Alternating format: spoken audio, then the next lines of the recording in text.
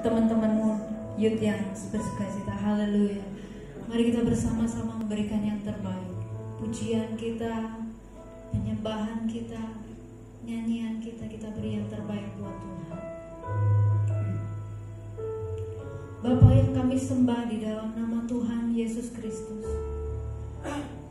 Tuhan pencipta langit dan bumi yang kami tinggikan, biarlah sore hari ini Bapa, seluruh umat-Mu yang ada di tempat ini memuji, meninggikan nama-Mu bersama-sama dengan malaikat-Mu di surga yang tidak pernah berhenti memuji dan menyembah Engkau. Amin.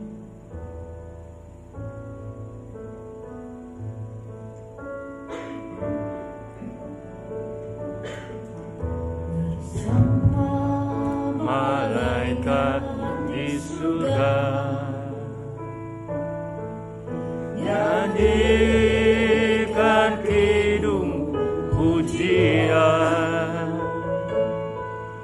bermazmur bagimu, muliakan nama-Mu. Yesus, aku memuji-Mu.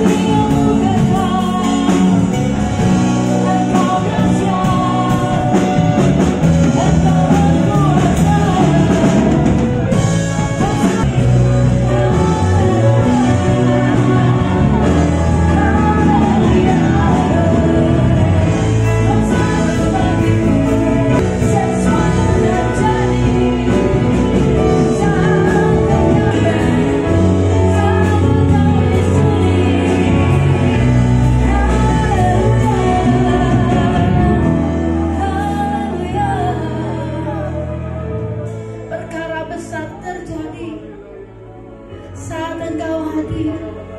Perkara besar terjadi saat Engkau menjumpai kami. Kami dipulihkan, kami disembuhkan, kami dikuatkan, kami dibangkitkan, kami disegarkan, kami diberkati oleh sebab kehadiran Tuhan. Jangan biarkan kami menjauh daripada-Mu ya Allah. Bawa kami menikmati kasih-Mu yang besar, kasih-Mu yang tercurah, dan Engkau buktikan dengan darah-Mu yang menyelamatkan kami.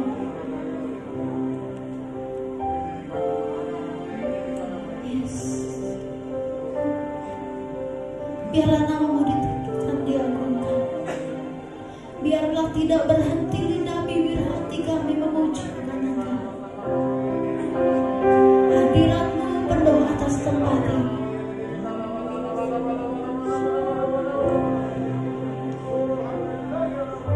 Tuhan hadir di bait kudus-Nya, kami menyembah. Saat umat mencari wajah-Nya,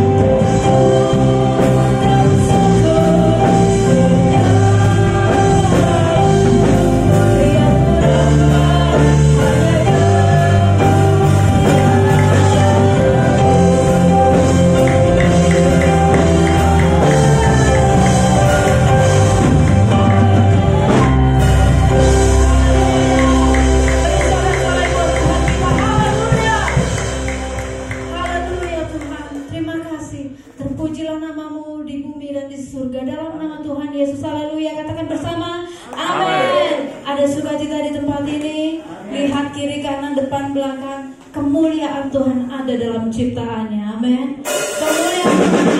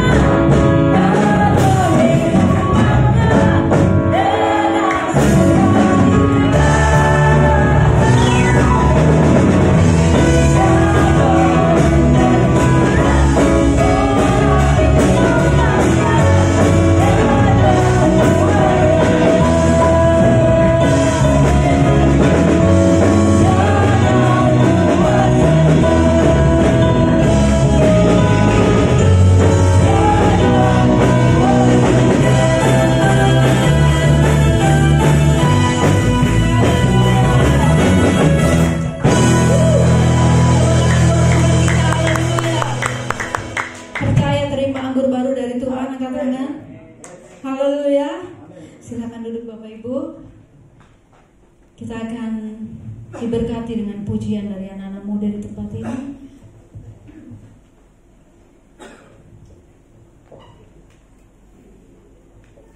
Dan kita persiapkan hati kita untuk kebenaran firman Allah.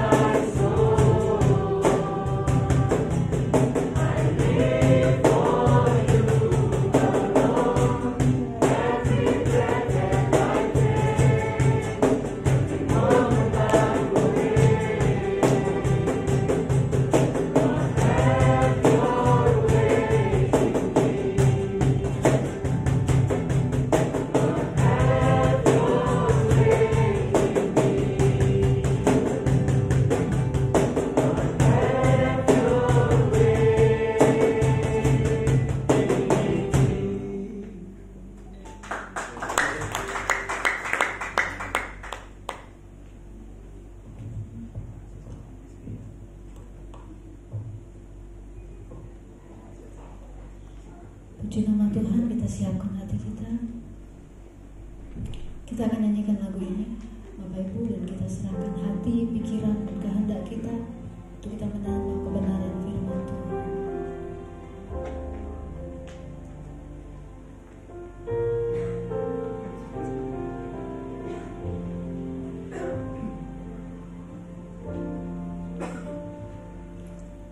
Inilah rinduku kepadamu,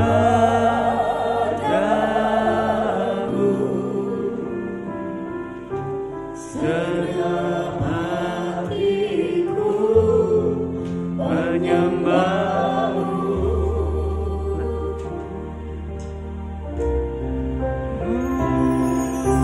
seluruh jiwaku memujimu,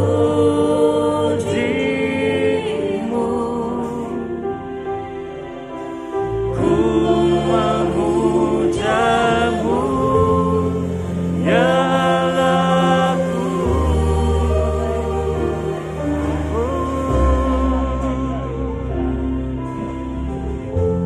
Ku berikan hatiku dan jiwaku, semuanya bagimu di dalam hidupku, setiap waktu nyatakan jalanmu.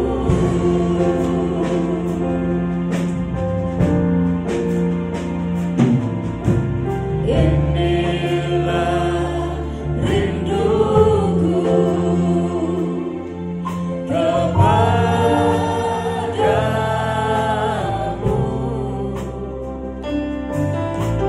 segenap hatiku menyembahmu, Seluruh jiwaku, seluruh jiwaku memujimu,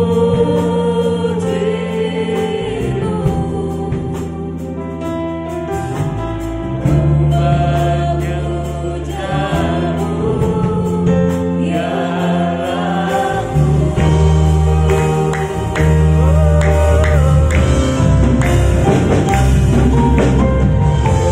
Ku berikan hatiku dan jiwaku, semuanya bagimu di dalam hidupku, di setiap waktu nyatakan jalanmu. Ku berikan hati Saya kita semua bangkit berdiri dan jiwaku, semuanya bagimu di dalam hidupku, di setiap waktu nyatakan jalanmu. Ku berikan hatiku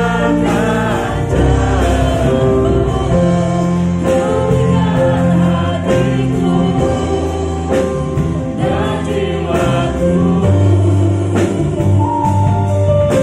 semuanya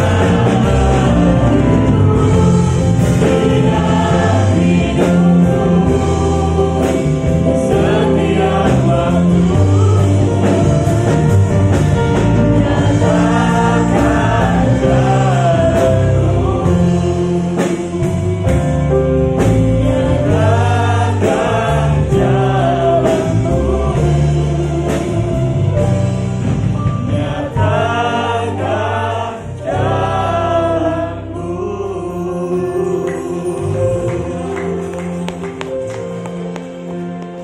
Terima kasih Bapak untuk malam yang indah ini. Kami bersyukur untuk segala kebaikan-Mu di dalam hidup kami masing-masing. Setiap jalan-jalan yang kami lalui, pergumulan, persoalan yang kami hadapi, Engkau ada bersama dengan kami. Amin. Terima kasih Tuhan, hamba bersyukur untuk awal dari bulan Maret ini Engkau izinkan kami untuk memuji, meninggikan Engkau, beribadah kepadamu. Terima kasih Kau berikan kami kesehatan dan kekuatan dan sukacita yang baru. Biarkan itu menjadi satu semangat dalam hidup kami untuk kami setia melayani Engkau. Terima kasih. Kami mau mendengarkan firman-Mu. Berbicaralah kepada setiap kami yang hadir pada sore malam hari ini. Roh Kudus, kami undang untuk Engkau hadir beracara di tengah-tengah kami. Terima kasih sekali lagi, Shalom-Mu terjadi di kota Surabaya. Kota yang tercinta, kota pahlawan ini Tuhan. Berkati semua ibadah-ibadah di kota seluruh Surabaya dan sekitarnya.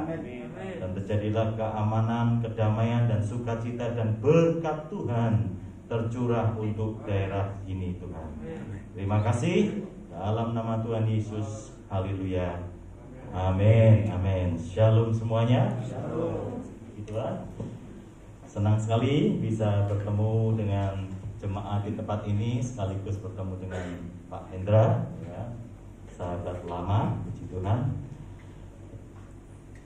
Jadi ceritanya tadi pagi saya sempat pelayanan di tempatnya Batra Surya Baru karena jam 7 pagi di Manokwari jam 9. Jadi langsung di relay, di Zoom untuk peresmian dan pentahbisan JKI Geraha Family Geraha Immanuel, Geraha Family, ingatnya Surabaya Geraha Family langsung di Zoom ke Geraha Immanuel di Manokwari, dan puji Tuhan jam 9 kurang lebih udah selesai ya. Jadi maaf saya lepas saja nggak apa-apa ya Bapak ya. Puji Tuhan. Jadi biar kalau yang menguap bisa kelihatan. Kalau pakai ini, kalau menguap kan nggak kelihatan nih Bapak ya. It's okay, nggak apa-apa, katanya sementara aja ya. Jadi sudah selesai jam 9, kemudian dilanjut untuk ibadah yang berikutnya, yang kedua. Dan saya bersyukur semua berjalan dengan baik. Demikian juga pada sore hari ini saya bisa hadir di tempat ini. Terima kasih sekali lagi Pak Hendra ya. Salam dari Pak Adi Sutanto karena beliau masih ada di Amerika. Oke, nanti aja kalau pas saya pulang ke Indonesia saya mampir ke Surabaya gitu. Oh ya, saya siap temani. Saya berkata seperti itu ya. Puji Tuhan, kita akan membaca firman Tuhan pada sore hari ini, sore malam hari ini. Satu ayat saja dalam 1 Petrus pasal yang keempat. 1 Petrus pasal 4 ayat yang ke-7. Saya percaya ini akan memberkati Ibu Bapak dan juga memberkati hidup saya secara pribadi dalam perjalanan mengiring Tuhan ya. Jadi 1 Petrus pasal 4 ayat yang ke-7, satu ayat saja kita baca bersama-sama. Kesudahan segala sesuatu sudah dekat, karena itu kuasailah dirimu dan jadilah tenang supaya kamu dapat berdoa ya. Diingat-ingat kembali lagi, nanti kita baca, kita tutupi. Bila perlu screen-nya juga dimatikan biar kita bisa mememorize ya, mememori, mengenang dan mengecap dan menyerap kebenaran firman Tuhan ya. Siap? 1 Petrus pasal 4 ayat 7. Kesudahan segala sesuatu sudah dekat, karena itu kuasailah dirimu, jadilah tenang supaya kamu dapat berdoa. Lulus semuanya lulus ya.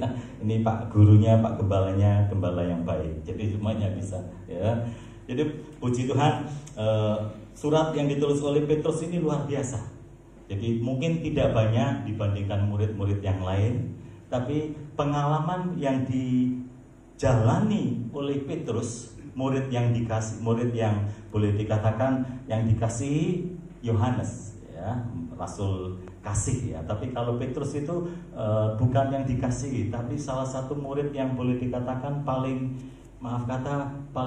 gerusa-gerusu ya. Jadi Tuhan itu memakai siapapun dan apapun background kita ya. Kalau boleh dikatakan Petrus ini kalau oleh Hippocrates itu manusia ada 4 ya: kolerik, sanguin, melankolik, dan pragmatik ya.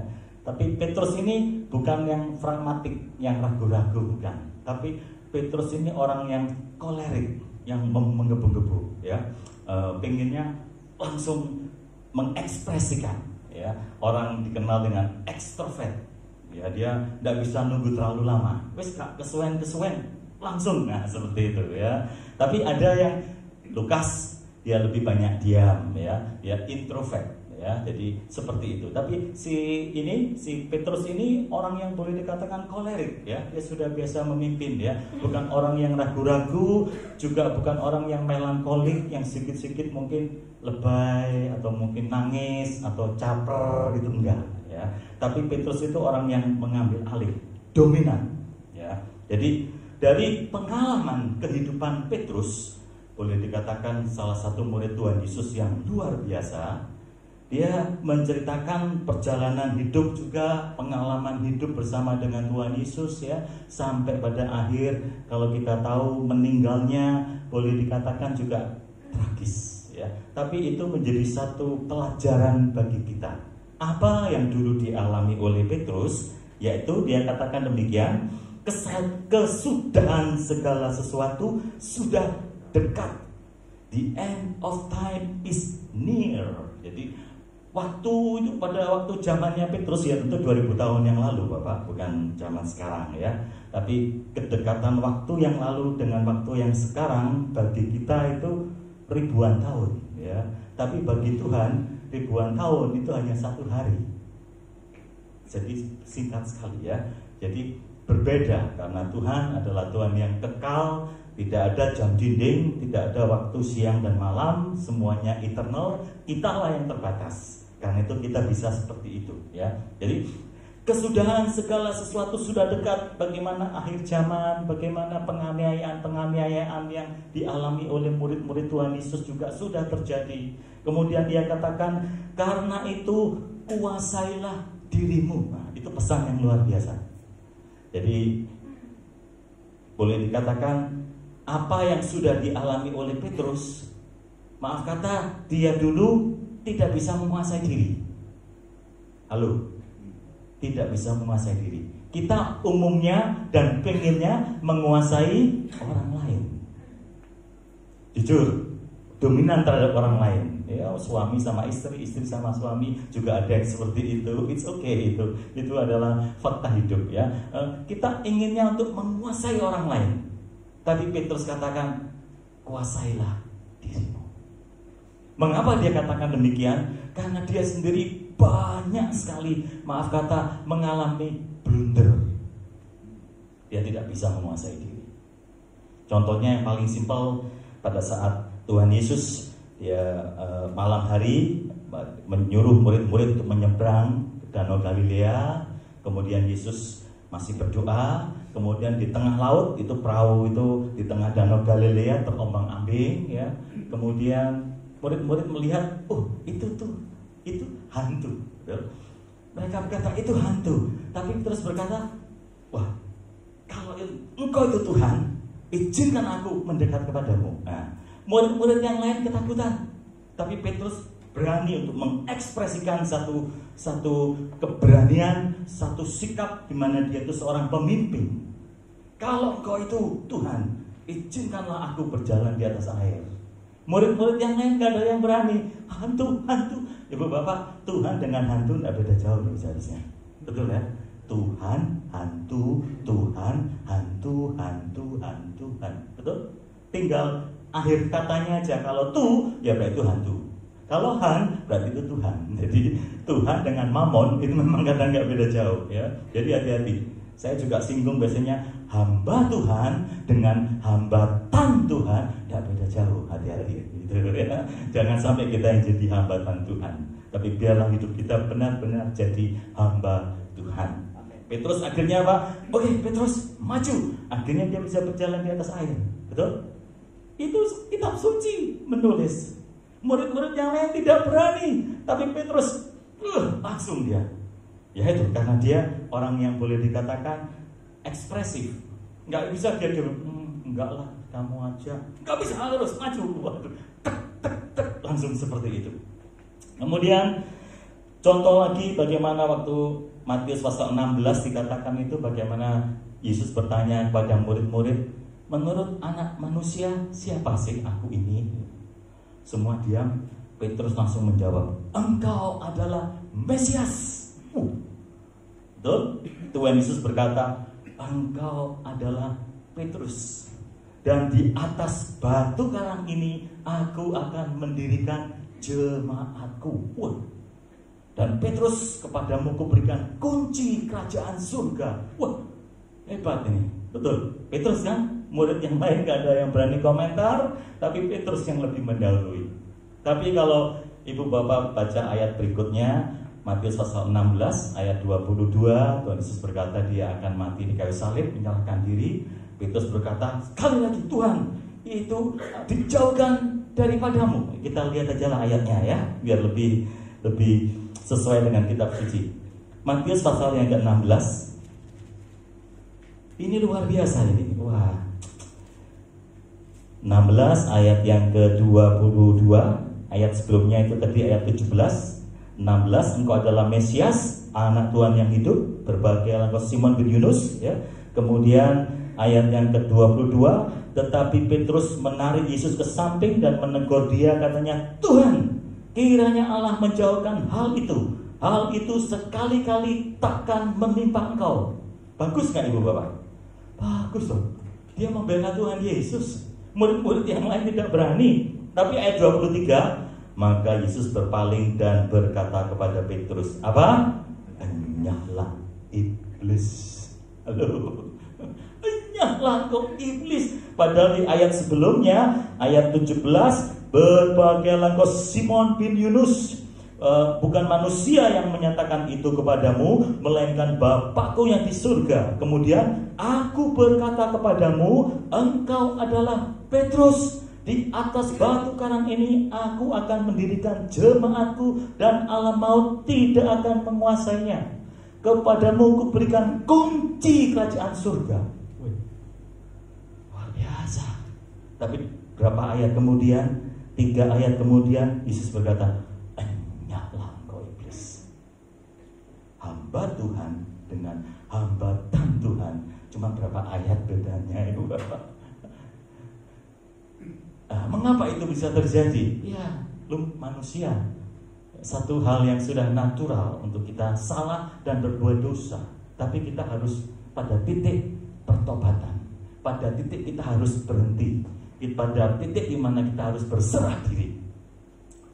Kemudian kita juga lihat kalau contoh yang lain itu bagaimana Petrus waktu Tuhan Yesus berkata bahwa nanti di antara kalian akan ada yang menyerahkan aku, menyerahkan untuk dia disalib bahkan mati.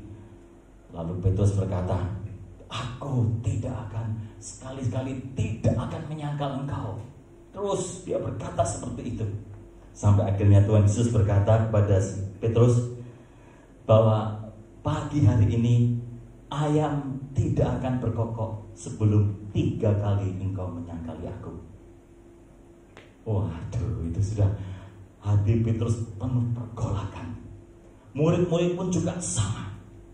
Dan kita tahu akhirnya memang bahwa Tuhan Yesus pada waktu dia ditangkap, kemudian Petrus juga mengikuti dari Tuhan Yesus mulai dari, boleh dikatakan mulai dari Galilea. Dari pertama kali yang di atas ya, Yudea itu Yerusalem ya, kota untuk berdoa, kota yang suci, kota yang hadirat Tuhan luar biasa, ada sinagog, ada ahli Taurat, ada semua yang wow itu di Yerusalem. Tapi di Galilea hanya orang-orang kafir, orang-orang yang tidak mengenal pada Tuhan Yesus, Yesua ataupun Isa Al-Masih ya. Tapi di Galilea itulah mujizat Tuhan hampir 75% terjadi di sana.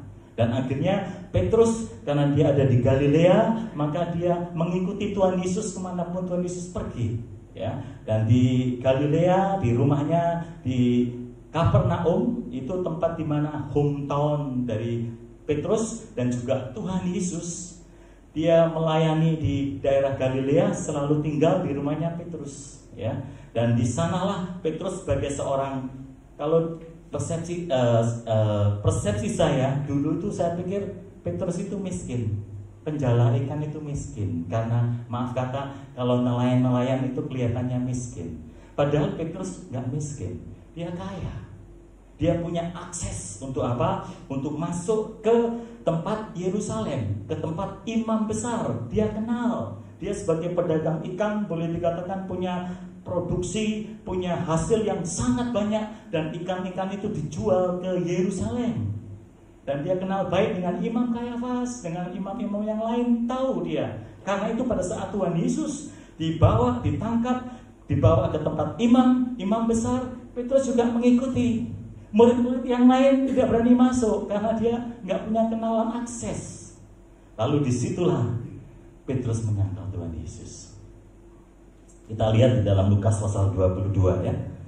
Ini luar biasa sekali apa yang dijalani dan dialami oleh Petrus, dan menjadi pelajaran bagi kita untuk kita apa maksud dari Petrus kepada kita semua sesuai dengan kebenaran firman Tuhan. Dikatakan Lukas pasal yang ke-22 ayat 31, saya bacakan. Simon, Simon, lihat iblis telah menuntut untuk menampi kamu seperti gandum. Tetapi aku telah berdoa untuk engkau supaya imanmu jangan gugur. Dan engkau, jikalau engkau sudah insaf, kuatkanlah saudara-saudaramu. Jawab Petrus, Tuhan, aku bersedia masuk penjara dan mati bersama-sama dengan engkau.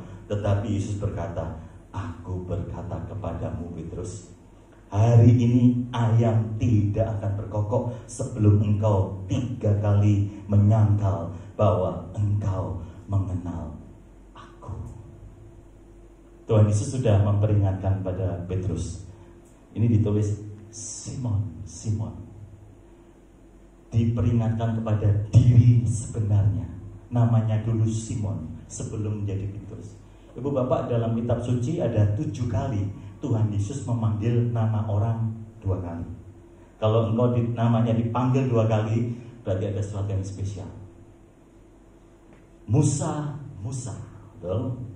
Elia, Elia, Samuel, Samuel. Dipanggil 2 kali. Ini juga sama, Simon, Simon. Saya nggak tahu apakah saudara juga dipanggil 2 kali atau mungkin 3 kali. Halo. Simon, Simon, iblis telah menuntut untuk menampi kamu seperti gandum. Ibu bapak, saya dulu tinggalnya di desa, lahirnya di desa, di Batu. Sekarang tinggalnya juga di desa Salatiga, gitu ya. Bedanya kalau Salatiga nilainya 7, ya pasti lulus ya. Soalnya 10, kalau soalnya 5, Salatiga on ya ibu bapak nanti. Kotanya kecil ya. Saya rasa ini ya, tahun ini kita dapat predikat kota toleransi nomor 1 di Indonesia. Kedua nggak salah Singkawang, lalu Manado ya nggak salah ya. Jadi Salatiga dipilih ya karena kotanya nggak besar, jumlah penduduk maaf kata cuma 195.000. Sama Rungkut aja besar Rungkut ibu bapak. Tapi itu kota sendiri ya, saya rasa hanya 4 kecamatan itu ya. Tapi saya senang di sana karena orangnya baik dan tidak macet dan makanan juga murah dan juga enak-enak ya. Jadi saya lahir di desa dulu di Batu Malang ya. Batu itu Atos loh. Jadi masih ada batu-batunya sedikit dulu. Dulu saya juga maaf kata nama baptis saya itu juga Petrus Pak Indra. Saya dulu lupa yang ngasih siapa kok namanya Petrus, tapi saya tidak pernah pakai nama Petrus karena tahun 85-86 itu ada Petrus kan, pembunuh misterius. Jadi saya nggak mau. Iya. Tapi saya ingat kalau dulu mama saya waktu mau masak nasi itu pakai tempe, lalu berasnya dia apa? Nampi. Gimana nampinya? Diangkat, betul? Ditiup, betul? Biar sekam-sekamnya itu hilang. Betul ya, ingat ya. Kecuali yang lainnya tahun 90, tahun 2000 pasti nggak ngerti itu kita ambil. Tapi itulah diuji, lempar.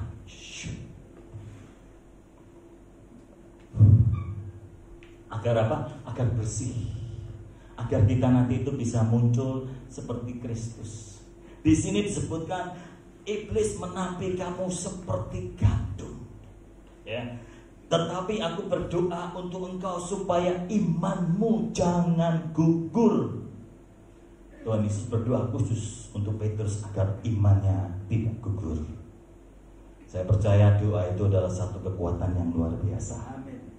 Lalu bukan berarti, wah kalau gitu enaklah Tuhan Yesus yang berdoa untuk aku nggak perlu berdoa gitu. Jangan saudara ya. Dikatakan, dan engkau jikalau engkau sudah insaf, kuatkanlah saudara-saudaramu. Petrus masih ya ekstrovertnya masih keluar dia. Enggak Tuhan. Yesus berkata nanti, kamu akan ditampi. Tampian itu saudara bisa membuat engkau gugur kalau engkau enggak kuat, kalau engkau enggak setia. Tapi kalau kita kuat, kita setia, kita ditampi, nilai kita naik. Amin. Hidup kita nilainya menjadi naik level kita karena ada tampian, karena ada satu ujian untuk iman kita itu bisa naik lagi. Saya percaya Tuhan Yesus kalau melakukan itu bukan untuk menjatuhkan kita. Kalau iblis mencobai untuk tujuan yang negatif. Tapi kalau Tuhan Yesus bukan mencobai kita untuk mengetes akan kesetiaan kita. Peirasmos ya, peirasmos atau peiraso itu ya bahasa aslinya, yaitu to test believer loyalty. Itu adalah ujian untuk menaikkan iman, bukan untuk menjatuhkan. Kalau iblis untuk menjatuhkan kita sehingga kita tidak berdaya dan kita kehilangan hari depan yang penuh dengan harapan. Tapi Tuhan Yesus mengangkat kita sehingga tampian itu oleh musuh dijadikan untuk menghancurkan kita, tapi oleh Tuhan bisa dipakai untuk kita bangkit dan kita nilai kita menjadi lebih lagi. Petrus, engkau 3 kali menyangkal aku, barulah ayam itu berkokok. Kalau kita lihat di ayat berikutnya, masih pasal yang sama, pasal yang 22 ya. Bagaimana dikatakan di sini? Ayat 57, tetapi Petrus menyangkal. Katanya, bukan, aku tidak kenal dia. 58, tidak berapa lama kemudian seorang lain melihat dia lalu berkata, engkau juga seorang dari mereka. Tetapi Petrus berkata, bukan, aku tidak. Dan kira-kira sejam kemudian seorang lain berkata dengan tegas, sungguh orang ini juga bersama-sama dengan dia, sebab ia juga orang Galilea. Galilea itu orang atas. Kalau Yudea itu di Yerusalem, tempat Tuhan Yesus diada ini adalah di Yerusalem ya. Jaraknya kurang lebih antara 150, kalau lewat jalan yang lain bisa sampai 175 kilo, lebih jauh. Jadi dia tahu. Tapi dia katakan, tetapi Petrus berkata, bukan, aku tidak tahu apa yang engkau katakan. Seketika itu juga sementara ia berkata, berkokoklah ayam. Kukuruyuk.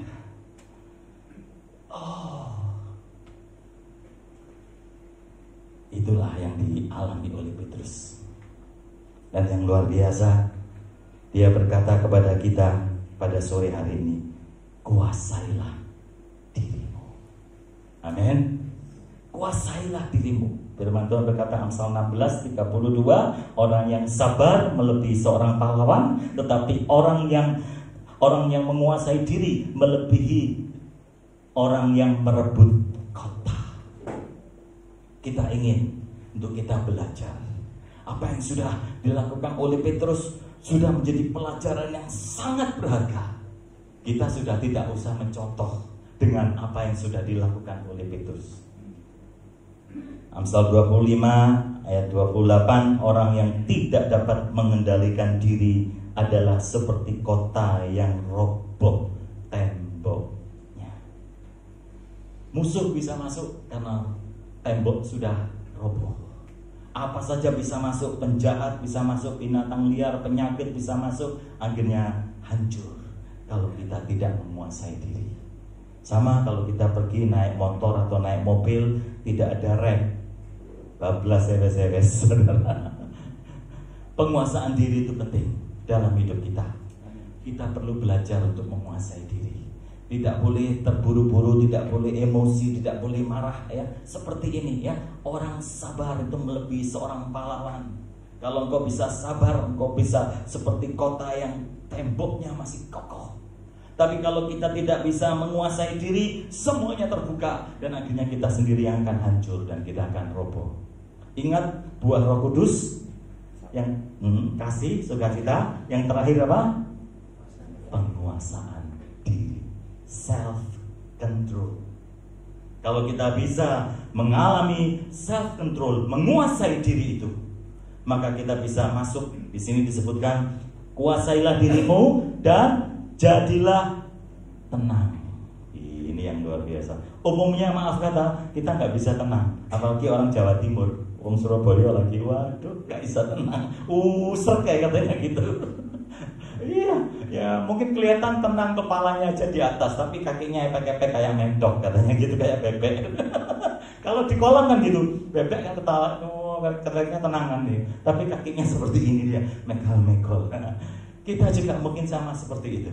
Petrus itu sangat simpel, dia tidak pinter seperti Paulus. Kalau Paulus, wah hebat. 13 buku ditulis ya, bahasa Yunani, Ibrani, Aramik, lalu bahasa Romawi, dia bisa semua. Petrus nggak bisa, Bapak. Dia nggak ngerti itu teologinya tinggi-tinggi karena dia bukan murid dari Gamaliel ya. Petrus hanya tahu gurunya Tuhan Yesus. Kata-katanya sederhana, kuasailah dirimu, jadilah tenang. Kalau engkau tenang, maka engkau bisa mengendalikan diri. Engkau bisa berpikiran jauh ke depan, betul? Tapi kalau kita tidak bisa tenang, kita nggak bisa menguasai diri, hasilnya pasti akan nggak karu-karuan. Padahal ada banyak contoh bagaimana orang tidak bisa menguasai diri hancur, malah terjadi penganiayaan, terjadi pembunuhan hanya karena masalah-masalah yang sederhana. Kalau dia bisa menguasai diri dan dia menjadi tenang, dia bisa tenang. Seperti yang sudah Petrus alami. Petrus bayar harga luar biasa, Bapak. Sangat. Tapi kita tahu bagaimana, kalau boleh dikatakan, karena dari penjala ikan, betul ya, Petrus ya, penjala ikan ketemu Tuhan Yesus menjadi penjala manusia. Setuju? Penjala manusia dengan ke-12 murid selesai, lalu dia menyangkali Tuhan Yesus. Tuhan Yesus ditangkap, mati, dia kalah. Dia kembali lagi ke Galilea di atas, menangkap ikan bersama dengan teman-teman yang lain. Kembali ke profesi semula, kantor, nangkep ikan. Nangkep ikan gak dapat apa-apa ya Bapak. Baru setelah itu dia melihat satu pribadi di sana. Siapa itu? Langsung tebarkan jalamu ke kanan. Akhirnya persis dia ingat, flashback berapa tahun yang lalu ada satu pribadi yang memakai kapalnya untuk dia bisa menyampaikan firman Tuhan. Kemudian bertolaklah ke tempat yang lebih dalam dan tebarkanlah jalamu, dan akhirnya dia bisa menangkap ikan yang begitu banyak. Dan ini kejadian waktu seperti di dalam Yohanes pasal 21, di flashback kembali sepertinya oleh Tuhan.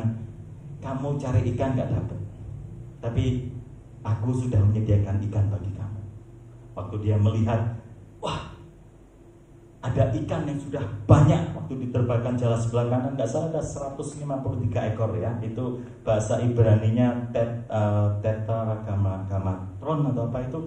153 itu lo ami. Itu artinya akulah Tuhanmu, akulah Yesusmu, akulah Yahwehmu. Jadi waktu murid-murid setelah Tuhan Yesus mati itu, dia melihat ikan yang dihitung itu jumlahnya 153. Itu seperti mengatakan, ini loh aku Tuhan Yesusmu. Mereka sadar dan mereka tahu bahwa Yesus ada di seberang, sudah menyediakan ikan.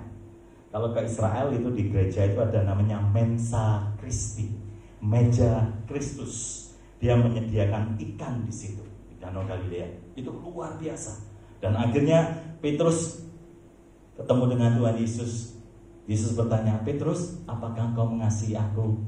Dia hanya senyum, ya Tuhan. 3 kali Tuhan Yesus bertanya, apakah engkau mengasihi aku? Apakah engkau mengasihi aku?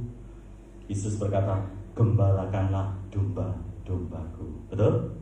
Itu adalah satu pemulihan dari Tuhan Yesus. Dulunya dia hanya penjala ikan, lalu penjala manusia, lalu walaupun dia menyangkal, dia mengkhianati, tapi oleh Tuhan Yesus tetap diberikan, gembalakanlah domba-dombaku. jadi satu posisi, nilainya diangkat. Gereja-gereja yang paling besar di dunia namanya Gereja Santo Petrus. Hari ini Paus ke Irak ya, tadi saya beri berita luar biasa itu. Itu tanda-tanda akhir zaman, bagaimana Injil bisa masuk kepada bangsa-bangsa yang dalam tanda kutip Irak nanti juga akan masuk itu. Itu bagaimana Petrus, nama itu yang dianggap sesuatu yang luar biasa.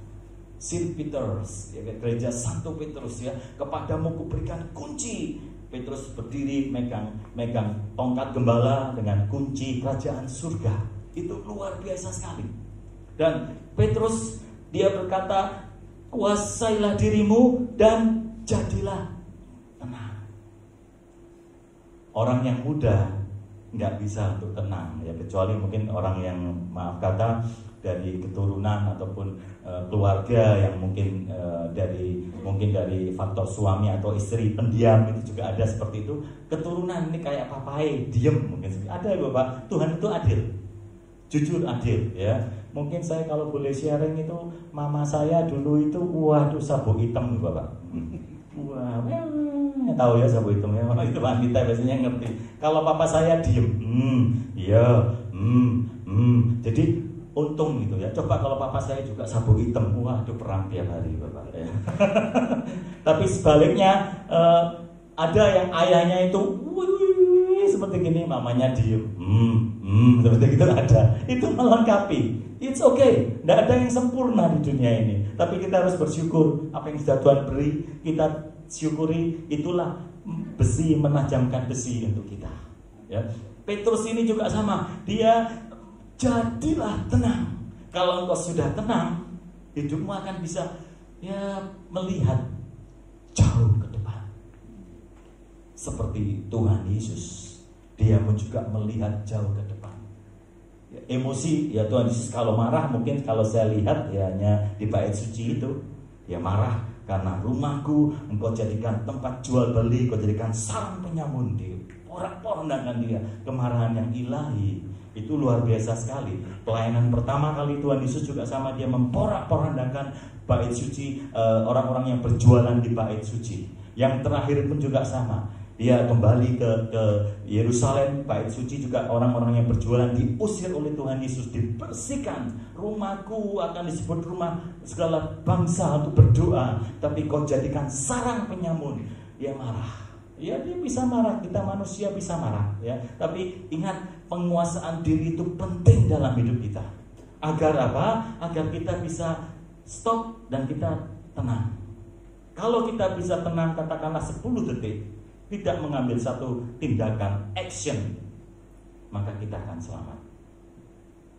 Presiden Amerika Abraham Lincoln dia berkata, kalau aku marah, aku akan menghitung sampai 10. 9 tidak jadi marah dia sudah. Karena apa? Karena dia tahu efek dari marah, anger, itu akan menjadi danger. Tahu? Anger itu marah, ditambahi D. D-nya apa? Devil, akhirnya danger, akhirnya berbahaya. Kemarahan itu bisa menjadi sesuatu yang membahayakan hidupmu dan juga orang-orang di sekitarmu. Kan dia kalau mau marah menghitung 10. Belum sampai 10 dia sudah berhenti. Oh berarti nggak boleh marah, selesai ya. Dia akhirnya sabar. Tapi kadang-kadang orang yang sabar ususnya nggak panjang katanya gitu. Tapi orang yang itu ususnya kuat katanya gitu. Marah-marah terus itu katanya ususnya kuat ya. Itu hanya mitos sih Bapak ya. Jangan ditiru. Tapi intinya kita diperingatkan untuk kita jadilah tenang. Kalau kita tenang, kita bisa betul? Nafas pun lega enggak? Nah, jadilah tenang. Supaya apa? Ini poinnya. Supaya kamu dapat berdoa.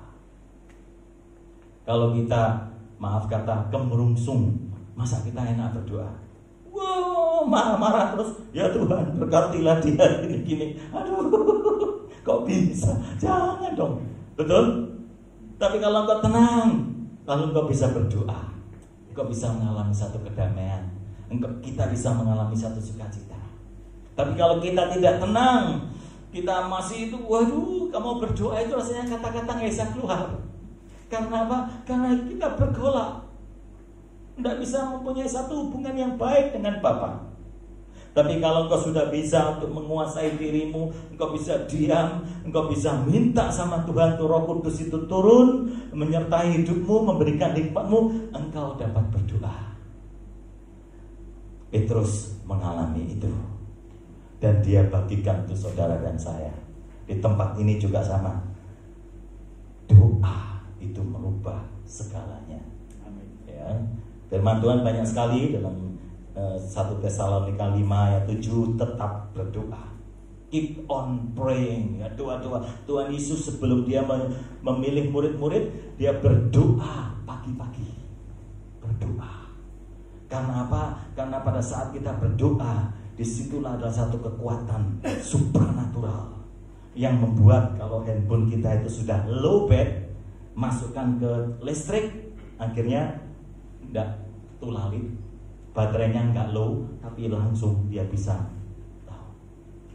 Catherine Kuhlman itu nggak salah, dia mengatakan kuasa yang terbesar, the greatest power God give to any individu, kuasa yang besar yang diberikan oleh Tuhan kepada manusia is the power of prayer, adalah kuasa doa. Tidak heran banyak sekali orang-orang yang dia tidak mungkin mau meninggalkan rumah sebelum dia berdoa. Ya, jangan sampai doa kita hanya doa mau makan, mau tidur, itu aja jangan, Bapak. Karena doa itu melindungi kita terhadap segala sesuatu. Dan doa itu menjadi satu persembahan yang harum kepada Tuhan. Masing-masing kita akan memiliki pergumulan hidup. Tapi percayalah, kalau engkau mengandalkan Tuhan, hidupmu akan dibawa oleh Tuhan untuk meningkat lebih lagi. Amin. Tidak mudah, tidak saya katakan itu mudah, tidak mudah. Tapi kalau engkau mau untuk datang, berlutut, minta kepada Tuhan, Dia mendengar. Tidak hanya mendengar, tapi Dia juga menjawab doa-doa kita.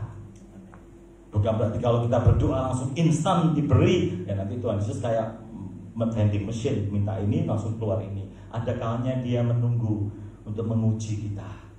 Apakah kita siap? Apakah kita belum? Tapi kita tidak boleh putus asa. Kita harus tekun, kita harus kuat, kita harus setia seperti murid-murid yang lain. Mereka tetap berdoa, menanti-nantikan Tuhan. Saya nggak tahu ada berapa banyak orang yang doanya baru dijawab oleh Tuhan puluhan tahun untuk mendoakan istri atau suami atau apa, macam-macam nih Bapak. Tapi disitulah ada satu kekuatan pada saat kita berdoa, mukjizat itu nyata. Dan kata-kata doa itu boleh dikatakan kata-kata yang paling simple. Kita bisa berdoa kepada Tuhan 24 jam. Telepon pada Pak Hendra atau pada yang lain nggak bisa 24 jam. Jam 12 malam ya istirahat. Apalagi telepon saya juga tidur saya. Tapi kalau kita telepon pada Tuhan, Dia menyediakan waktu untuk kita. Kita yang perlu datang pada Dia untuk berdoa. Saya senang sekali karena dulu kita tinggal di Batu, daerah pegunungan ya. Jadi ada Gunung Panderman, Gunung Banyak, itu kelihatan ya. Saya di Salatiga juga sama, rumah saya itu depannya ada Gunung Telomoyo, lalu yang paling besar itu Gunung Merbabu. Di balik Gunung Merbabu itulah Gunung Merapi. Ya. Gunung Merapi kalau meletus pasti Jogja, Solo, Magelang itu debunya udah, waduh ngeri Bapak. Tapi Salatiga tidak pernah. Karena apa? Karena dilindungi oleh Gunung Merbabu. Tinggi 3.200 meter nggak salah. Kalau Gunung Merapi itu hanya 2.800. Jadi seandainya meletus pun tidak sampai kena ke Salatiga. Kita bersyukur. Saya kalau bangun jam 2, jam 3 saya melihat ke atas, saya berdoa, Tuhan terima kasih. Aku masih bisa diberikan tangan kaki sehat. Aku masih bisa melayani Engkau. Aku masih bisa melihat anak istri, mereka masih bisa untuk melayani Engkau. Terima kasih Tuhan. Aku memuji kebesaran-Mu. Wah, berdoa bahasa roh, yang bisa bahasa roh. Kalau nggak bisa ya doa biasa, nggak ada masalah ya. Wah, Tuhan luar biasa sekali. Dengan itu hidup kita akan dikuatkan. Saya pengen Ibu Bapak, karena apa? Karena kalau pada saat pagi hari itu masih bersih udara ya. Jangan sampai kita kedahuluan oleh saudara tua kita Ibu Bapak. Pagi-pagi itu ada ya. Apa kabar? Nah, itu kalau kita kedahuluan dia, wah sekalah kita ya. Seperti ayam yang mencucui makanan kita sebetulnya. Tapi kalau kita sudah berdoa ya, lalu memang capek ya, istirahat tidur ya, tapi sudah memuji Tuhan pagi hari, itulah perjumpaan yang indah dalam hidupmu. Percayalah, nanti apa yang menjadi kerinduan hatimu sebelum engkau berucap, Tuhan tahu, dan Dia memberikan itu. Kuasailah dirimu, jadilah tenang, supaya kamu dapat berdoa. Itu dari tujuan Petrus, agar kita dapat berdoa. Karena pada saat kita berdoa, alam roh yang tidak kita ketahui itu, Tuhan berkarya dengan luar biasa. Ibu Bapak, saya singgung kematian Petrus, bagaimana kota Roma, nggak salah tahun 64 atau 65 ya, setelah kelahiran Tuhan Yesus, dihancurkan oleh Kaisar Nero ya. Waktu dia membakar kota Roma, dia ingin mendirikan kota Roma yang paling besar, the greatest Roman. Waktu dia membakar kota Roma, dia main musik, dia nyanyi seriosa, yang memang dia agak seperti ini, boleh dikatakan kaisar yang sangat-sangat jahat ya. Tapi Tuhan juga bisa pakai orang yang jahat untuk memuliakan namanya ya. Dengan adanya penganiayaan itu, kita tahu berapa ratus tahun kemudian, abad keempat, kekristenan menjadi agama negara untuk Romawi ya. Jadi pada saat Roma dibakar oleh Kaisar Nero, Petrus waktu itu dia sudah ada di Roma, Paulus juga ada di Romawi ya, sama-sama, karena mereka berdua memberitakan Injil dan ditangkap ya. Kemudian apa? Waktu Petrus diberitahu, ini kamu mau dicari oleh Nero, kamu harus pergi, harus meninggalkan kota Roma. Dia berusaha untuk berada di kota Roma. Dia tetap sebagai gembala. Ingat bagaimana dalam Yohanes 21, gembalakanlah domba-dombaku. Dia nggak mau pergi sepertinya. Tapi singkat cerita, dia meninggalkan kota Romawi. Perjalanan dalam kitab suci memang nggak ditulis gitu kan ya, tapi sejarah itu ada. Kemudian waktu dia melewati jalan namanya Jalan Appia ya, itu ada satu piramide, tempat terminal piramide, keluar di situ jalan kaki, nanti ada Via Appia, itu jalan terus sampai ke Inggris. Itu kurang lebih kalau dihitung ya mungkin hampir 4.000 kilo jalan yang dipakai oleh bangsa Romawi ya. Itu hebat sekali Romawi ya. Dia waktu jalan lalu menutupi mukanya. Waktu dia berjalan meninggalkan kota Romawi, ada satu pribadi yang memasuki kota. Waktu orang itu memasuki kota, Petrus terkejut karena apa? Waktu dia menutup ini, dia tahu siapa pribadi itu. Lalu dia berkata kepada pribadi yang memasuki kota Roma, "Quo vadis, Domine, kemana Tuanku pergi?" Pribadi yang masuk ke kota Roma, dia berkata, "Imno crucifixi venino," artinya aku akan disalibkan yang kedua kali. Dari perkataan itu, Petrus tidak jadi meninggalkan kota Roma. Orang ini seperti tidak ada. Petrus masuk ke kota Roma lagi, dan akhirnya dia harus mati disalib. Sepertinya apa? Dia berkata, "Tuhan, aku sudah menyangkal kamu berkali-kali. Engkau masih memakai aku. Ini yang terakhir kali Tuhan. Aku gak mau menyangkal kamu. Seandainya aku mati, aku pun mau mati." Dan dia memasuki kota Roma dan ditangkap, dan dia harus dihukum mati dengan kepala yang dibalik. Dia gak layak seperti Tuhan Yesus mati disalib, kepala di atas, menghadap ke atas, tapi dia dengan kepala di bawah. Kalau ibu bapak ke kota Roma, itu ada satu tugu obelisk ya, tingginya mungkin kurang lebih 75 meter. Itu tempat di mana Petrus disalib dengan kepala yang di bawah. Aku gak layak seperti Tuhan Yesus mati disalib dengan kepala yang di atas, tapi kepalaku di bawah. Tapi dari situlah akhirnya Injil itu bisa diberitakan dan luar biasa. Paulus juga sama. Kematian Paulus juga ngeri Bapak. Mungkin kita nggak pernah dengar kisah ini. Saya pun juga nggak ngerti. Tapi saya bersyukur, saya ke Roma itu sudah hampir 30 kali Pak. ke Eropa itu semua saya sudah kelilingi. Spanyol, Belgia, Inggris, Prancis, Jerman, Rusia, saya sudah keliling semua. Itu bersyukur, bonus itu. Melayani Tuhan itu keliling. Sampai visa saya itu kalau Schengen 5 tahun. Jadi saya bisa kemana-mana, seluruh Eropa bisa keliling. Sampai sekarang masih Pak. Kemarin sebelum Covid 2020 saya perpanjangan visa, dapat lagi 5 tahun. Wah, puji Tuhan. Wah, itu saya masih bisa itu. Tapi karena Covid ya nggak bisa. Petrus juga setelah dia salib, Paulus ditangkap karena sama-sama kan. Lalu Paulus yang luar biasa, waktu kepalanya dipenggal ya, di luar kota Roma itu ada satu tempat namanya Trevi Fountain, 3 mata air. Kepala itu begitu gelinding, maaf kata ya Bapak, muncul mata air. Gelinding lagi kedua, muncul mata air. Gelinding lagi ketiga, muncul mata air sampai sekarang. Itu luar biasa. Itu luar biasa. Karena itu ada yang mengatakan dulu, God give grace to the sinner. Tuhan memberikan kasih karunia keselamatan pada orang yang berdosa. Betul. But God give glory.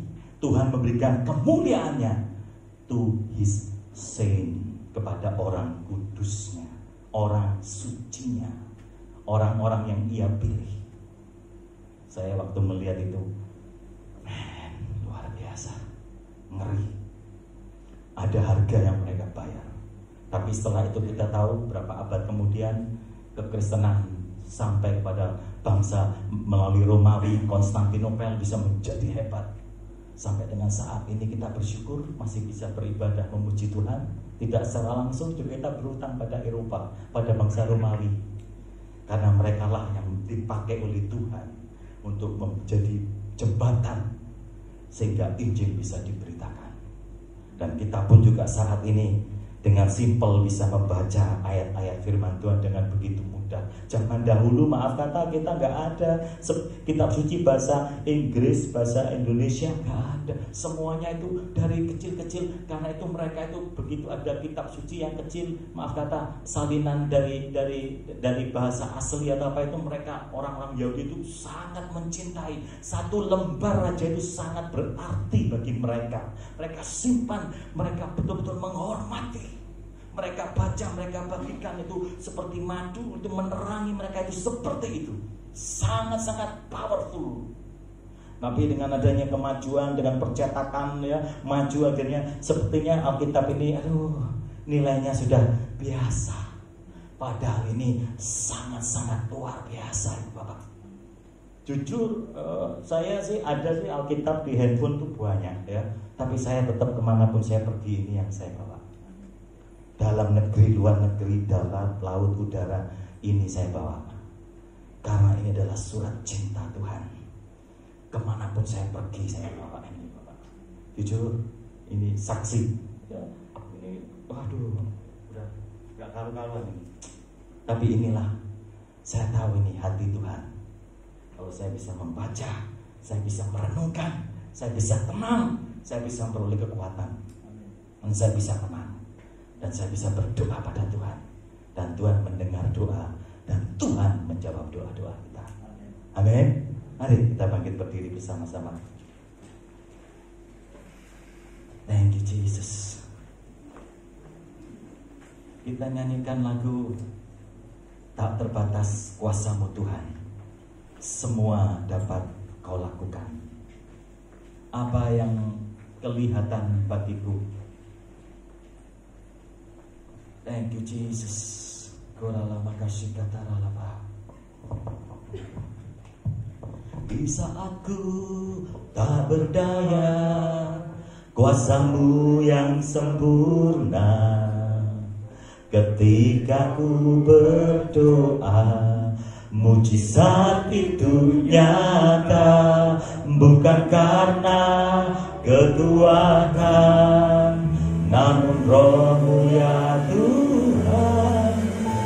Ketika ku berdoa, mujizat itu nyata.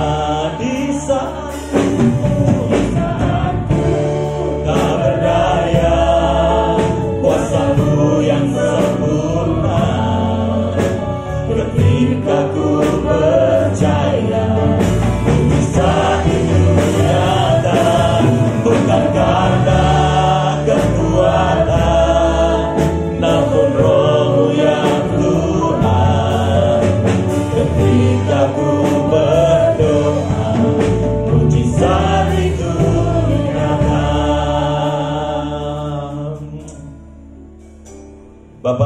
kasih Tuhan, kami diingatkan kembali oleh firman-Mu agar kami bisa menguasai diri kami, tidak terburu-buru, tidak sembrono, tapi kami bisa berpikir dengan tenang. Kami bisa melihat bagaimana kebaikan Tuhan. Bersyukur kami bisa menenangkan jiwa kami. Hai jiwaku, tenanglah, pujilah Tuhan. Terima kasih agar kami bisa berdoa, karena kami percaya doa itu adalah nafas yang Kau berikan bagi kami, sehingga kami bisa hidup. Manusia rohani kami juga sama Tuhan. Kami perlu hidup, kami perlu Engkau, kami perlukan doa itu ada dalam hidup kami. Terima kasih. Hamba-Mu berdoa untuk jemaat-Mu di tempat ini Tuhan, JKI BOS ini Tuhan, bawa orang supaya selamat ini Tuhan, untuk mereka bisa mendoakan jiwa-jiwa. Dan kami bersyukur Tuhan, kami bisa memanggil Engkau, berseru, ya Aba, ya Bapa yang baik. Kalau kami meminta roti, gak mungkin Kau berikan kami batu. Kalau kami meminta ikan ataupun daging, tidak mungkin Kau berikan kami ular. Tolong Tuhan, hamba-Mu berdoa untuk Kau menjamah anak-anak-Mu di tempat ini, siapapun itu, tidak kecuali mereka berdoa dan mereka mendapat jawaban dari Tuhan, dan mereka mengalami perjumpaan dengan Tuhan. Terima kasih Engkau menjagai kami Tuhan. Keluar masuk kami Engkau jaga dan pelihara. Kami memasuki bulan Februari, meninggalkan bulan Februari, memasuki bulan Maret, Engkau pun juga menyertai kami.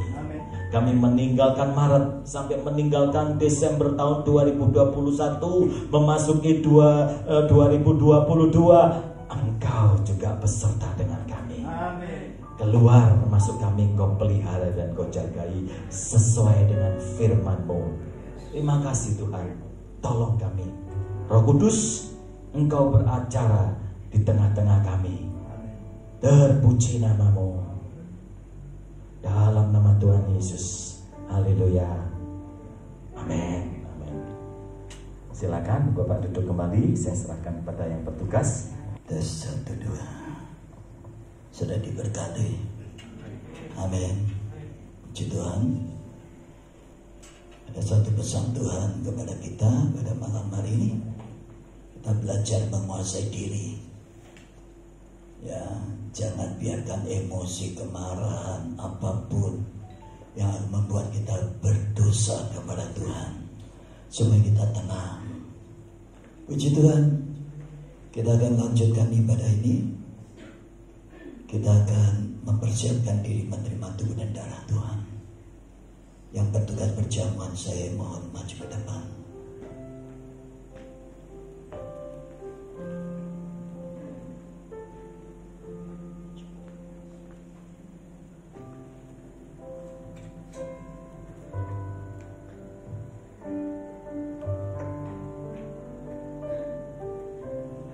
Mari kita berdoa. Bapa di surga, kami sangat bersyukur kalau Engkau sudah sampaikan pesan-Mu kepada kami lewat hamba-Mu Pak Edi. Menjelang akhir kesudahan segala sesuatu, kami sadar bahwa kami sedang hidup saat ini di penghujung keadaan zaman yang akan berakhir. Pertolongan-Mu tidak akan pernah terlambat atas kami menghadapi segala situasi keadaan yang hari ini sungguh mencekam setiap kami Tuhan. Kesulitan, tantangan, masalah yang sedang menekan kehidupan banyak manusia di bumi saat ini. Bila kami sadar bahwa sesungguhnya kesudahan segala sesuatu itu sudah dekat, ajarkan kami untuk tetap menjadi tenang menghadapi segala situasi di sekeliling kami. Bahkan kami boleh tetap tenang menghadapi tantangan persoalan di dalam kehidupan kami secara pribadi. Roh Kudus, Kami bersyukur Engkau sudah berfirman di tengah-tengah kami supaya kami dapat menjaga hati kami, dan di dalam keadaan tenang kami boleh dapat berdoa, bersekutu kepadamu Bapa. Terima kasih Tuhan. Kami mengucap syukur kalau saat ini kebenaran firman-Mu akan termeterai di dalam setiap hati dan kehidupan kami. Kami bersyukur kasih karunia-Mu selalu melimpah di dalam kehidupan kami, sehingga pada sore petang hari ini kami boleh ada sebagaimana kami ada saat ini Bapa. Terpujilah nama-Mu Yesus Tuhan kami. Terima kasih buat penyertaan Roh Kudus yang selalu menyertai perjalanan hidup kami. Dalam segala kesulitan tantangan, Engkau selalu hadir di dalam kehidupan kami Bapa. Engkau memberikan kekuatan kalau kami lemah, memberikan pengharapan yang baru dikala kami putus asa, memberikan berkat-Mu Tuhan dikala kami tidak kekurangan. Terpujilah nama-Mu Bapa. Engkau selalu berkarya di dalam diri kami Bapa, memberikan jalan keluar di dalam setiap persoalan hidup kami. Terima kasih Tuhan, terima kasih. Di hadapan kami ada tubuh dan darah-Mu Bapa. Kami rindu kami boleh menerima kembali persekutuan dengan tubuh dan darah-Mu Bapa. Karena lewat persekutuan dengan tubuh dan darah-Mu Bapa, Engkau membuat kami menjadi baru kembali. Karena Engkau mengampuni segala kesalahan pelanggaran kami sepanjang sebulan yang telah kami lewati Tuhan. Banyak hal-hal yang kami lakukan yang mendukakan hati-Mu Roh Kudus. Namun malam hari kami membutuhkan tubuh dan darah-Mu membasuh kehidupan kami, mengampuni kami, dan membaru-barui iman percaya kami, supaya kami boleh tetap layak dan berkenan kepada-Mu Bapa. Terima kasih Tuhan Yesus buat pengorbanan-Mu di kayu salib. Darah-Mu telah tertetes di muka bumi ini Tuhan, memenuhi bumi ini dan memberikan kami pengampunan dan penyucian. Dan tubuh-Mu akan menjadi tubuh kemuliaan bagi kami Bapa. Tubuh yang tidak binasa, yaitu tubuh kebangkitan. Terima kasih Bapa. Kami bersyukur di hadapan kami Engkau saat ini layakkan kami sebentar untuk menerima tubuh dan darah-Mu. Berkati dan kuduskan para hamba-Mu yang akan melayani, dan pakai mereka boleh menjadi berkat bagi semua sidang jemaat yang akan menerima tubuh dan darah Yesus bagi kami. Terima kasih Bapa. Terima kasih. Kami siap untuk menerima tubuh dan darah-Mu hanya di dalam nama Tuhan Yesus Kristus. Yang siap menerima persekutuan dengan tubuh dan darah Tuhan katakan amin. Amin. Puji Tuhan.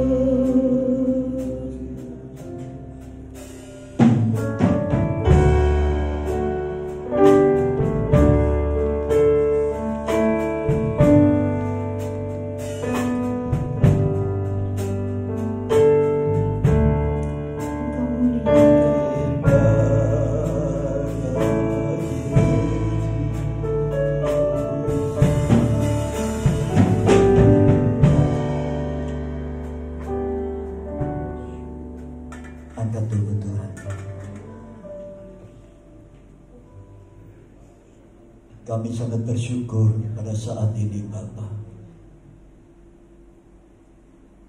karena benar-benar Kau melayakkan kami. Kerinduan kami melalui tubuh dan darah-Mu, kami boleh menerima pengampunan dosa kesalahan kami.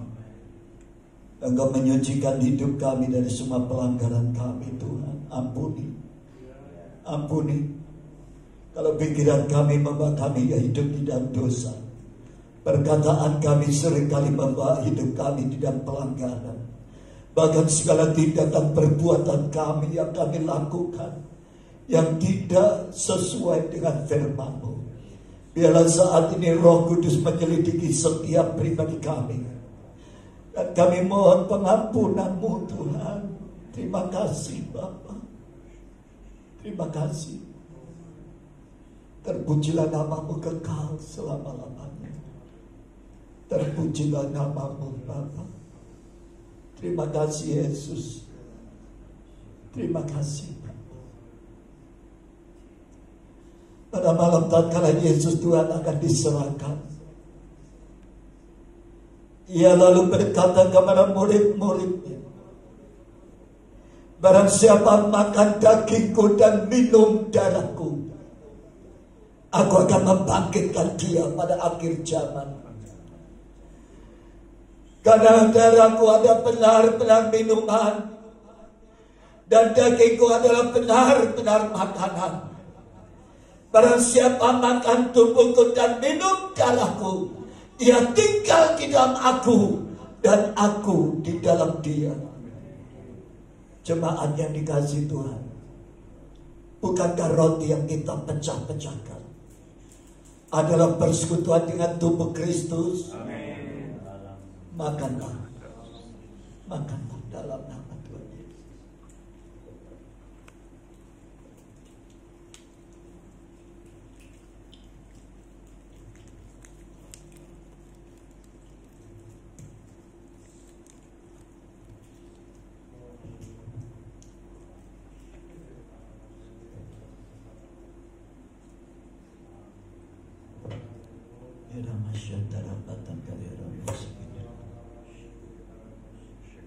Angkat jalan. Setelah makan, Yesus Tuhan berkata, inilah jalan perjanjian baru yang dimeteraikan oleh darahku.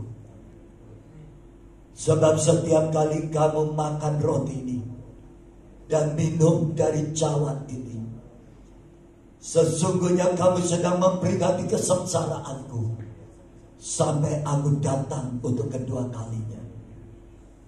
Jemaat yang dikasihi Tuhan, bukankah cawan yang kita ucapkan syukur adalah persekutuan dengan darah Kristus?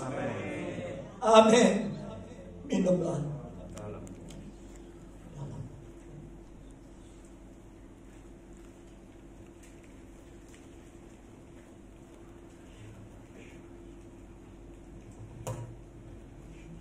Katakan terima kasih Tuhan.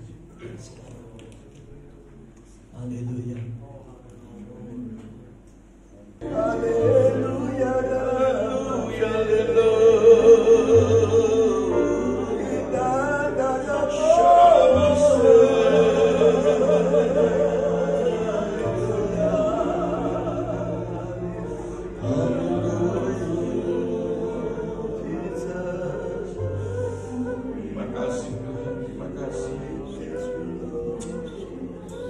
Sungguh kami diberkati Tuhan lewat firman-Mu.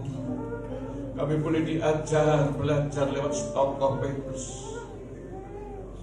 Sekalipun sudah pernah mengiring Engkau, tapi dia pernah mengalami kegagalan, pernah menyangkal Engkau Tuhan. Tetapi pada akhirnya dia dapat mengakhiri dengan baik pertandingan iman, dengan finishing well, dengan mengakhiri dengan baik di dalam kesetiaannya melayani Engkau Tuhan Yesus, bahkan rela mati dengan kepala di bawah disalib Tuhan Yesus.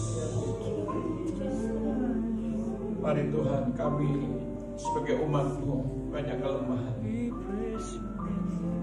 Lewat kuasa Roh yang Kudus Tuhan, kami boleh belajar bersama-sama, dapat boleh menguasai diri kami Tuhan. Kami sadar tanpa Roh yang Kudus kami tidak mampu boleh mengendalikan diri kami.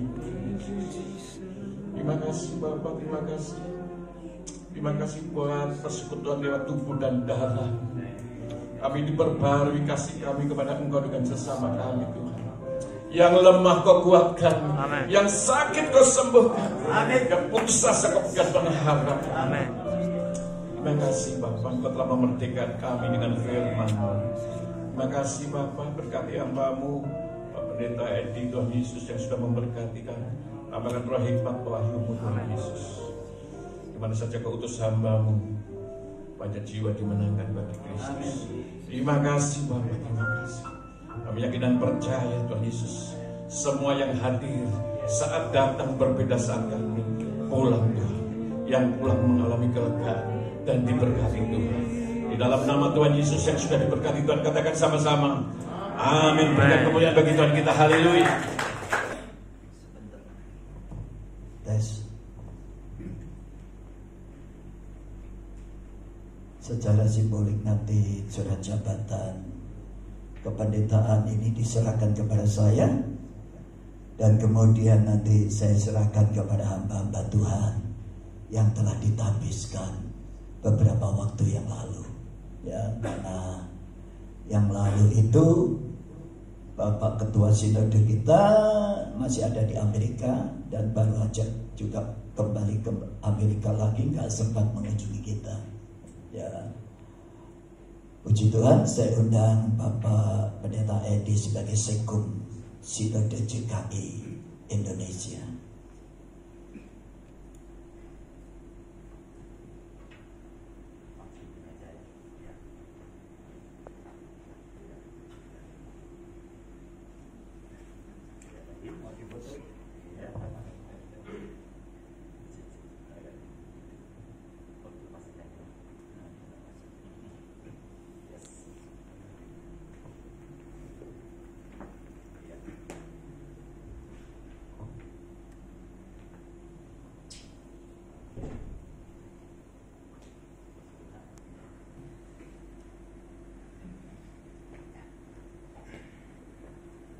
Saya mengundang, tolong jangan dimati-matiin. Tes. Saudara yang merasa telah ditabiskan sebagai pendeta di tempat di beberapa waktu yang lalu, ya, sebagai gembala saya sendiri, ya, jadi saya langsung terima. Kemudian istri saya, Ibu Pendeta Eling Elvira Sagita, silakan maju ke depan. Terima kasih.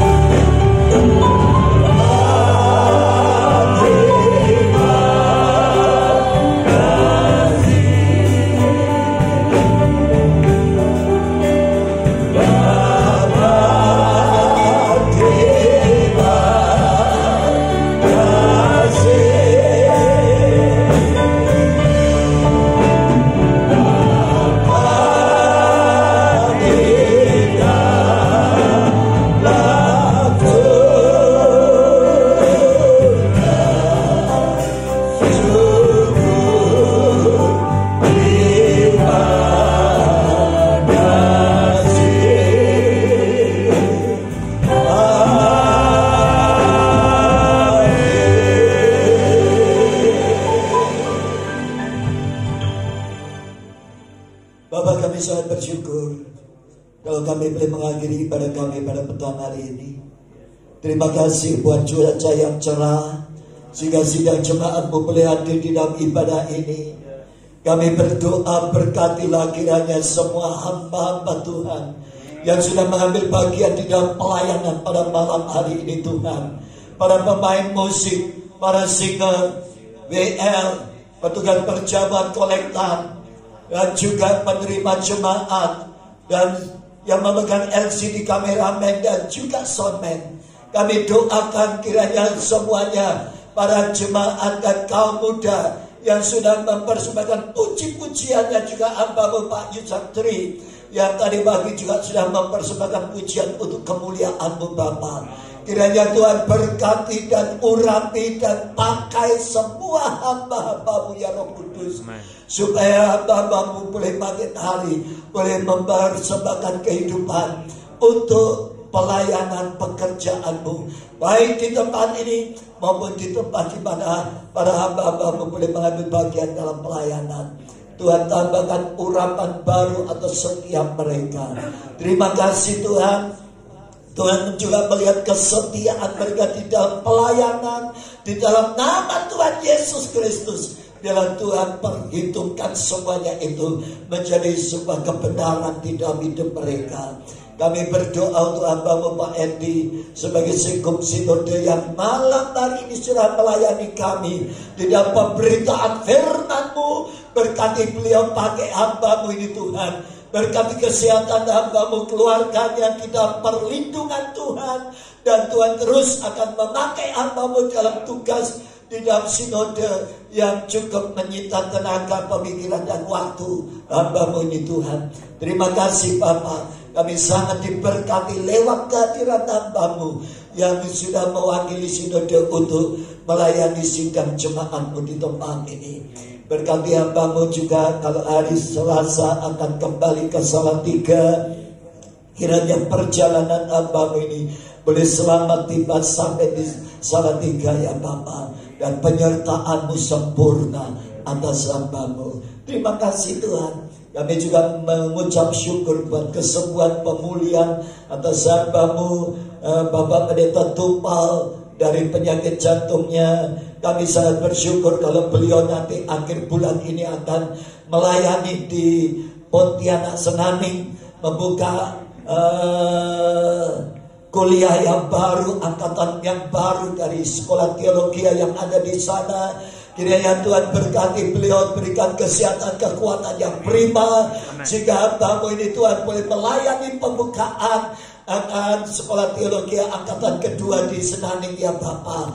Tuhan berikan kesehatan yang prima, tidak ada sakit penyakit yang menguasai tubuh hamba-Mu. Dan dengan hikmat yang daripada-Mu Bapa, hamba-Mu sebagai hamba Tuhan yang Tuhan percaya untuk membuka sekolah teologi di sana, Tuhan akan memberkati sehingga membuahkan hasil hamba-hamba Tuhan yang dicetak di Kalbar ya Bapa. Dan kami percaya perjalanan hamba-Mu tidak akan pernah sia-sia. Tuhan akan menyediakan apa yang dibutuhkan hamba-Mu Tuhan, baik untuk akomodasi juga biaya transportasi. Kiranya Tuhan yang akan menyediakan hamba-Mu apa yang menjadi keperluan hamba-Mu Tuhan. Terima kasih Tuhan. Kami mengucap syukur. Berkati semua sidang jemaat yang malam hari ini hadir. Tuhan berkati keluarga mereka. Tuhan berkati kesehatan mereka. Tuhan berkati usaha pekerjaan mereka. Tuhan berkati anak-anak mereka semua. Di dalam nama Tuhan Yesus Kristus, biarlah kasih setia Tuhan tidak akan pernah meninggalkan mereka. Anak-anak kami semua yang masih studi, Tuhan berkati. Mereka yang sedang menghadapi ujian-ujian, baik ujian kenaikan semester maupun ujian SMA, SMP, kiranya SD semuanya Tuhan berkati dengan hikmat kepandaian yang daripada-Mu Bapa. Tuhan akan membuat mereka semua berhasil. Mereka lulus dan naik tingkat di dalam sekolah mereka ya Bapa. Karena kami percaya hanya hikmat yang daripada Allah yang melampaui segala akal itu akan memenuhi semua jemaat dan anak-anak Tuhan di tempat ini, sehingga mereka boleh berhasil di dalam studi mereka. Terima kasih Bapa. Kami mengucap syukur. Kalau sebentar kami akan pulang, pimpin perjalanan kami. Dan kami menghadapi banyak tantangan persoalan di dalam hidup kami sepanjang minggu depan ini. Namun kami tidak takut, karena kami tahu Tuhan selalu menyertai kami. Tuhan akan mengubah persoalan menjadi berkat bagi kami. Roh Kudus akan memberi kami kekuatan. Roh Kudus akan memberikan kami kemenangan demi kemenangan. Terpujilah namamu Bapa. Segala kemuliaan, pujian, hormat dan ucapan syukur kami hanya persembahkan kepada Allah yang kami sembah di dalam nama Tuhan Yesus Kristus. Jemaat yang dikasihi Tuhan, angkat kedua tanganmu. Persiapkan dirimu untuk menerima berkat Allah. Setelah kau menyelesaikan ibadah ini, pulanglah, kembalilah ke rumah saudara masing-masing. Terimalah berkat anugerah damai sejahtera yang daripada Allah Bapa di surga, kasih di dalam Tuhan kita Yesus Kristus, serta persekutuan, penghiburan, kekuatan, penyertaan dan perlindungan daripada Allah Roh Kudus akan senantiasa menyertai perjalanan hidupmu, memberkati dan menyertai perjalanan hidupmu, sehingga apa yang kau kerjakan dibuat Tuhan berhasil. Karena kasih setia Tuhan tidak akan pernah meninggalkan engkau, mulai hari ini sampai Maranatha, bahkan sampai kekal selama-lamanya, di dalam nama Tuhan Yesus Kristus. Saudara yang percaya, engkau pulang diberkati Tuhan. Katakan amin. Tuhan memberkati.